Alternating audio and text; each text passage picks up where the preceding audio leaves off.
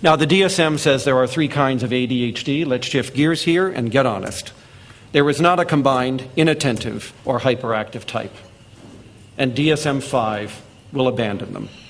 They are contaminated with each other because there really is only a single ADHD in the human population, and it varies in its severity, and all these types have done is to capture the degree of severity of a single disorder. So we are now grappling for ways of subgrouping people with ADHD that is more clinically useful than the DSM view is, because the DSM view is useless. And one of those ways that is very compelling is ADHD with and without conduct disorder. The Europeans have done this for decades. In the North American continent, we viewed conduct disorder as a comorbidity.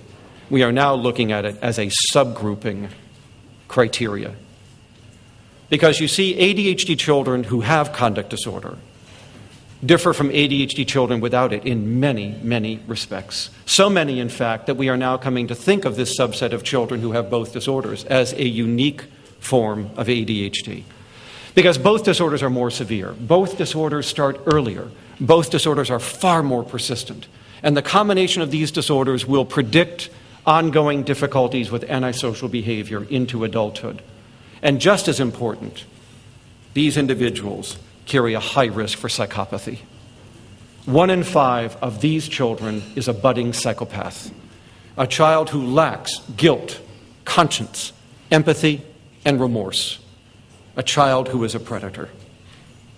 ADHD does not contribute to psychopathy, but ADHD with conduct disorder is the single best predictor of the psychopath that we know of. So in the future, we may be making the same distinction the Europeans have, that when conduct disorder and ADHD go together, we have an extraordinarily virulent disorder. In case you're not familiar with conduct disorder, it is the early appearance of lying, stealing, fighting, and preying on other children in an instrumental way. It is violating the rights of other people for your own gain. And it manifests early as the lying, the stealing, and the fighting, but other symptoms will develop thereafter. The hyperactive type of ADHD never existed because 90% of all cases go on to get the combined type within 3 years. And even if they don't get the combined type, they're just 1 symptom short. And so we call them subthreshold combined types, but they're not a different type. So if we take these 2 groups of children, who really are just variations on the good old combined type of ADHD, that's 95% of all the kids put into this group. There is a small group left over who are purely oppositional. But because they have pure oppositional disorder and they never had ADHD, they will outgrow their ODD, usually within 2 to 4 years, and their ADHD will go away. Why are they there? Because parents confuse ODD with ADHD. And if their child is only oppositional, they often report that they have symptoms of ADHD when they don't.